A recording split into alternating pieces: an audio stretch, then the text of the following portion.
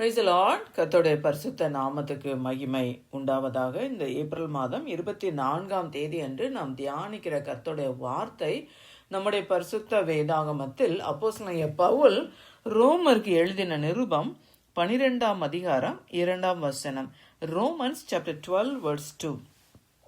நீங்கள் இந்த பிரபஞ்சத்திற்கு ஒத்த வேஷம் தெரியாமல் தேவனுடைய நன்மையும் பிரியமும் பரிபூர்ணமான சித்தம் இன்னதென்று பகுத்தறியத்தக்கதாக உங்கள் மனம் புதிதாகிறதுனாலே மறுரூபமாகுங்கள். ஆமேன்.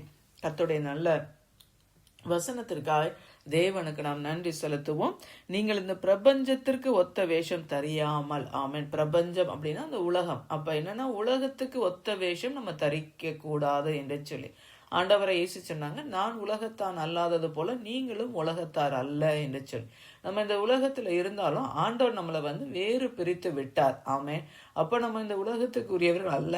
இந்த உலகத்துக்கு ஒத்த வேஷம் அப்படின்னா இந்த உலகத்திலும் உலகத்தில் உள்ள காரியத்திலையும் நீங்க அன்பு கூறாதிருங்கள். ஒருவன் உலகத்துல உள்ள காரியத்துல அன்பு கூர்ந்தால் அவனிடத்துல பிதாவின் அன்பு இல்லை என்று சொல்லி 1 யோவான் 2ஆம் அதிகாரத்துல நம்ம படிக்கிறோம். ஆமே. ஏன்னா உலக சிநேகம் தேவனுக்கு விரோதமான பகை. அப்படி என்றால் என்னன்னா உலகத்துக்குரிய காரியங்கள், களியாட்டங்கள், வெறியாட்டங்கள், சுகபோகமான ஒரு வாழ்க்கை, தெய்வ பயமில்லாத காரியங்கள், கண்களின் நிச்சை, மாமிசத்தின் நிச்சை, ஜீவனத்தின் பெருமை, இதெல்லாம் உலகத்துக்குரிய காரியங்கள்.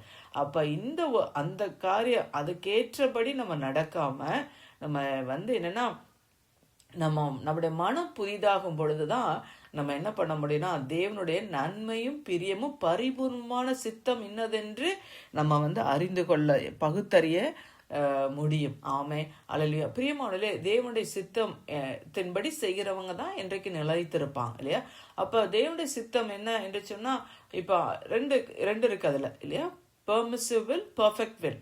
அதாவது பொதுவான சித்தம், பரிபூர்ண சித்தம். பொதுவான சித்தம் அப்படின்னா நம்ம ரட்சிக்கப்பட்டு நம்ம எல்லாருமே ஒரு சாட்சியுள்ள வாழ்க்கை வாழ வேண்டும். ஆண்டவருடைய ராஜ்யத்தை கட்ட நம்மளால முடிந்த காரியங்களை நம்ம செய்யணும். நம்ம ஆத்துமாக்களை ஆதாயம் பண்ண வேண்டும். இதெல்லாம் நம்ம பொதுவான சித்தம் இல்லையா? அந்த பரிபூர்ணமான சித்தம், பர்ஃபெக்ட் வில் அப்படின்னா நம்ம ஒவ்வொருவருடைய வாழ்க்கை குறித்து தேவனுக்கு ஒரு நோக்கம் உண்டு. நம்மளை அழைத்ததற்கு, நம்மளை ரட்சித்ததற்கு, நம்மளை தெரிந்து கொண்டதற்கு ஒரு மேலான நோக்கம் உண்டு. ஆமே.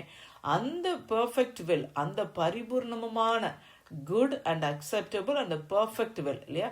நன்மையும் பிரியமும் பரிபூர்ணமான சித்தம், அதை பகுத்தறிய வேண்டும் என்று சொன்னால் நம்ம இந்த உலகத்திலிருந்து முதலாவது வேறு பிரிக்கப்பட வேண்டும். இரண்டாவது நம்முடைய மனம் புதிதாகிறதுனால மறுரூபமாக வேண்டும் நாம். ஆமே. அப்படின்னா என்ன அப்படின்னா நம்முடைய மனசு, ரினியூவல் ஆஃப் அவர் மைண்ட். ஆமே. இந்த நம்முடைய ஆவி இல்ல, எபேசியர் நிருபத்துல வாசிக்கிறோம், உங்கள் உள்ளத்துல புதிதான ஆவி உடையவர்களாகி மெய்யான நீதியிலும் பரிசுத்தத்திலும் சிருஷ்டிக்கப்பட்ட தெய்வ மனுஷனுடைய சாயலை அணிந்து கொள்ளுங்கள் என்று சொல்லி. ஆமேன். அப்போ பிரியமானவர்களே, நம்ம என்ன நம்மளோட மனம் புதிதாக வேண்டும் இல்லையா? நம்மளோட மனசுல பல காரியங்களை நம்ம வைத்து கொண்டு என்னன்னா நம்மளால தேவனோடு நம்ம டைம் ஸ்பெண்ட் பண்ண முடியாது, தேவனோடு கிட்டி சேர முடியாது. தேவனை தேடுங்கள், அப்பொழுது நீங்க கண்டடைவீர்கள் இல்லையா? கர்த்தரை தேடினாதான் நம்ம கண்டடைய முடியும். அவரை விட்டா அவரும் நம்மளை விட்டுருவார் இல்லையா? தேவனை சேருங்கள், அப்பொழுது அவர் உங்களிடத்துல சேருவார் அப்படின்னு சொல்லி வசனம் இல்லையா? யாக்கோபு நிருபத்துல வாசிக்கிறோம். அப்ப நம்ம உலகத்திலிருந்து முதலாவது வேறு பிரிக்கப்பட வேண்டும். இரண்டாவது நம்முடைய மனசு புதிதாக வேண்டும். ஆமே.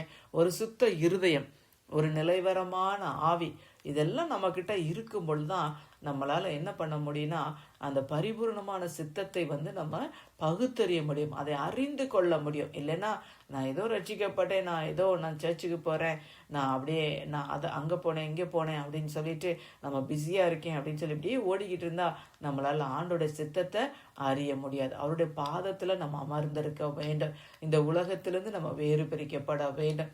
நம்முடைய மனசு புதிதாக்கப்பட வேண்டும். அதற்காக நம்ம பிரயாசப்பட வேண்டும். ஆமே. அல்லேலூயா. அப்பதான் ஆண்டோட சித்தத்தை அறிந்து கொள்ள முடியும். பவுல் சொல்லுகிறார்ல, அவர் என்னை எதற்காக பிடித்தாரோ அதை பிடித்து கொள்ளும்படி நான் ஆசையை தொடர்கிறேன் என்று சொல்லி. அப்ப ஆண்டவர் நம்மளை எதற்காக பிடித்தார்? ஆண்டவருடைய பரிபூர்ணமான சித்தம் என்னோட வாழ்க்கையில என்ன அப்படின்னு நம்ம அறிய வேண்டும் என்று சொன்னா நம்ம 2 காரியம் இந்த வசனம் நமக்கு கற்பிக்கிறது. நம்ம உலகத்துக்கு ஒத்த வேஷம் தரிக்க கூடாது. நம்ம அந்த உலகத்துக்குரியவர்கள் அல்ல. நம்ம வேறு பிரிக்கப்பட்ட ஒரு ஜீவியம், பரிசுத்தமான ஒரு ஜீவியம், நம்முடைய மனசு இல்லையா, புதிதாக்கப்பட்ட ஒரு இருதயம், ஒரு ஆவி உள்ளவர்களாக அப்படியா தேவனை தேடும் பொழுதுதான் நம்ம அந்த சித்தத்தை அறிந்து கொள்ள முடியும். ஆமே. தகப்பனே, உம்மை நன்றியோடு நாங்கள் உம்மை துதிக்கிறோம், உம்மை ஸ்தோத்தரிக்கிறோம். அப்பா ஆண்டவரை, இன்றைக்கு நாங்கள் கற்றுக்கொண்ட இந்த சத்திய வசனங்களுக்காக உமக்கு நாங்கள் நன்றி செலுத்துகிறோம்.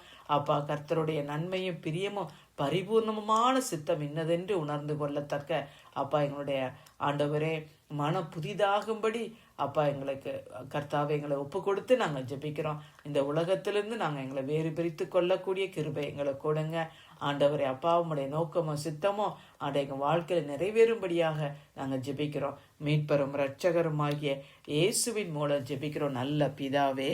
ஆமேன், ஆமேன்.